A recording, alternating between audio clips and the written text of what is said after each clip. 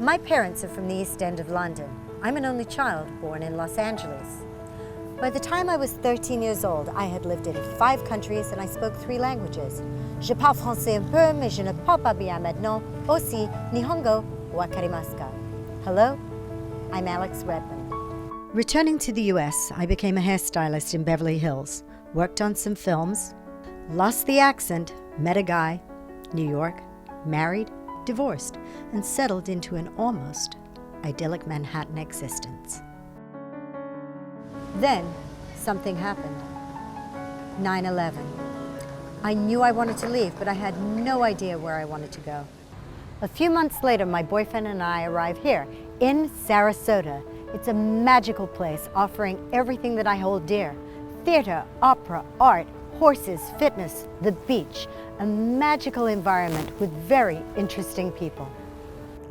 As an only child, I believe that friends are the family we choose, and it's not uncommon for me to be in another country at a different time and bump into someone that I knew from my past. Since moving to Sarasota more than 20 years ago, it kept happening time and time again, without any effort or expectation on my part. How do you explain bumping into someone 37 years after attending middle school with them in Japan? Being recognized by someone 23 years after working next to them in Soho, New York? Or chatting with a woman after my spin class, learning she's related by marriage to the man who wrote the musical drama in which my mother performed in London's East End in the 1940s. You've heard of 6 degrees of separation? Welcome to my world. This is 6 Degrees of Sarasota. It started with walking into Asian Art, which was a shop that you owned on Fruitville Road, before I videotaped it. And I walked in there and I remember your daughter was either speaking Japanese or singing in Japanese. And I turned to her and I said, Nihongo wa karimasu ka? And she turned to me and said, hi. But she also asked why you could speak Japanese, I think. So, and I think I was sitting a little bit further away and I was overhearing this conversation. And I turned to you and I said, did you live in Japan? And you said, oh yes, it was such a long time ago. I asked you, where did you live? And you said Tokyo. And I said, yes, but where in Tokyo? And you said, Roppongi. And then I said, which building? And you scoffed at me. Yeah, I said, why do you want the building I live in? And you said, yes. And so I said, okay, I lived in Homet West. Yeah. And you said, oh, sure, I know Homet West. Used to party at Homet West all the time. Used to party on the roof at Homet West. So I knew exactly what building you are. And we continued to talk. We talked about having gone to ASIJ, and for some reason, I think I didn't get your last name. I just knew that your name was Alex. And then I turned to you and I said, what was your maiden name, or what was your name? And you said, it's the same as it is.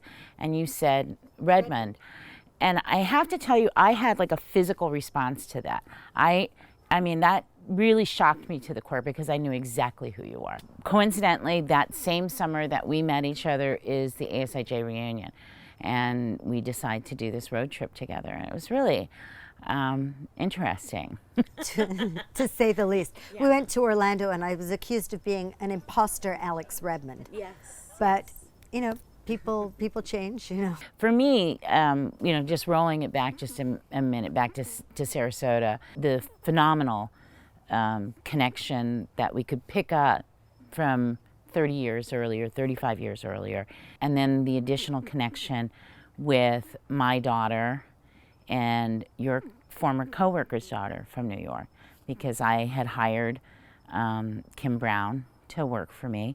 And there was a series of coincidences where she was concerned that we sort of vaguely knew each other in New York. And her daughter was close friends with my daughter because they had similar interests. And we all did this 48-hour film festival together. When we were finally at the screening of the film in Tampa or Clearwater, wherever we were, and Kim turned to me and said, is her name Alex? Is that Alex? And she said, yes. And she said, no, I mean, is that Alex Redmond from New York? From New York? Did she ever live in New York? Yes. And I was like, yes, it's Alex Redmond from New York. I said, but that's not how I know her. You know, Hannah can be a bit impatient at times. So she's like, yes, yes. I said, you're not going to believe this, but I actually think that we worked together. And she said, excuse me, and she went up to you, and it turned out you had worked side by side in Soho in New York. It's just crazy. I know. And this is without Facebook. To the best of my recollection, I said, is your name Alex? Have you ever lived in New York? And you said yes. And then I continued to ask questions. Were you ever in the hair business? Yes. Did you work at a hair salon in Soho, known as So Hair? Yes. And then I said, don't you remember me? We worked together. Were you in the chair next to me, or how far away were we? We were cat a corner. I was on one side of the room and you were at an angle behind me. I could see you in the mirror. You were absolutely booked solid. I remember people standing in line waiting to come in, and your name back then was Fontaine. Correct. It wasn't Kim or Kimmy. Can you describe yourself in New York in comparison to now? It was very different. Well, let's see. Back then, we were pioneering hair extensions. And at the time, I was wearing a head full of dreadlocks, multicolors. I remember green.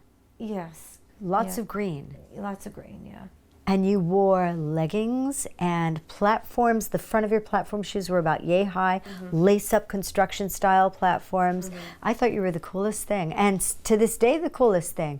I almost fell over because of the meeting between me and Hannah, and then she brings you, and then we have this history. Hannah's history with me was 37 years ago, middle school.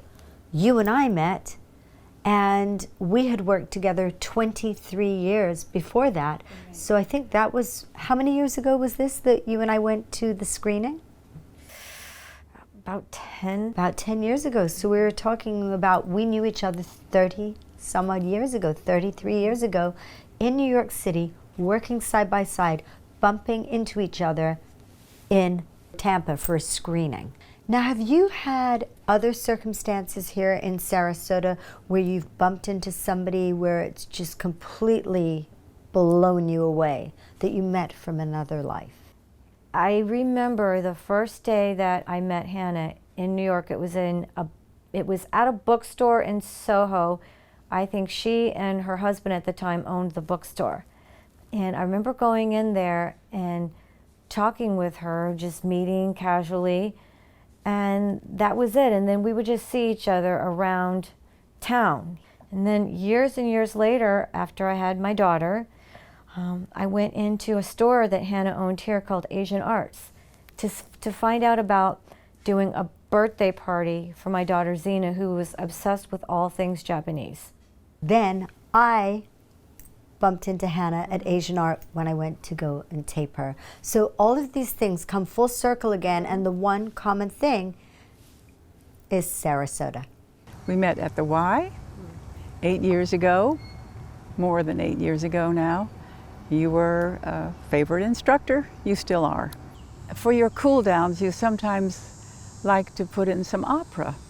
So one day you had a little Carmen or Rigoletto or whatever it was, and we were talking about that. We walked out to the parking lot together and we were still talking about opera. And I said, well, my former husband's uncle wrote many operas, and they were never hugely successful, but very well thought of, wonderful reviews. And you said, like what? And I said, well, for one, The Cradle Will Rock. When you said The Cradle Will Rock, I almost fell over because I said, is his name Mark Blitzstein? And you corrected me. Which I want to do. He pronounced it Blitzstein. My mother, Nita Leader, back in the 40s, was in The Cradle Will Rock that your former husband's uncle composed. She was not only in the opening at the Unity Theatre in London, but she also was best friends with Mark Blitzstein. Would you say that Sarasota draws people that love the arts here as opposed to the Miami side of Florida? When I was contemplating a move to Florida, I asked everybody I knew who knew anything about Florida where to go. They all said Sarasota. I think this is just an extremely livable place. If you've come here and spent any time here, you start to recognize all of the really great advantages that we have for being such a small city. They say that each person is separated by less than 6 degrees, 6 degrees of separation. I believe that's absolutely true. I think we're all connected at some point. I think so. I think if we delve into it, we can make those connections. If you travel, you may occasionally bump into someone from your past in a major city, such as New York, London, Tokyo, or Rome. However, our extraordinary connection was made right here in a very special place on the Suncoast.